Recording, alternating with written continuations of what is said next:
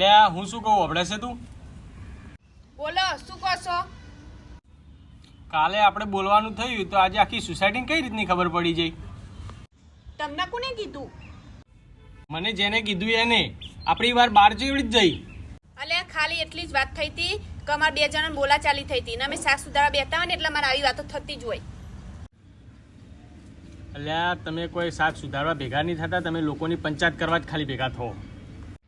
કોઈ પંચાયત કરવા નહીં બેહતા ને અમે બધા ભેગા થઈએ ને એટલે સુખ દુઃખની વાતો થતી જ હોય. તમારા સુખ દુઃખની વાતોમાં લોકોને દુઃખી થાય છે ને તમે લોકોના ઘર ભાગો એનું શું? તમે તમારું કામ કરો ને, કોઈ ઘર ભાગતા નહીં, ખોટી પંચાયત કર્યા વગર. તને લખીને આલું પેલું આપણું જ ઘર ભાગવાનું હ ને એ ટોળામાં હવે તારે શાક સુધારવા જવાનું જ નહીં. હું તો જવાની જ. ઘરમાં કંટાળો આવે, કલાક વાતો કરવા જઈએ એમાં તમારે શું થઈ ગયું? હવે તમે તાર ભેગા થઈ ને કલાક વાતો કરીને લોકોનું રાહત વાળી દો.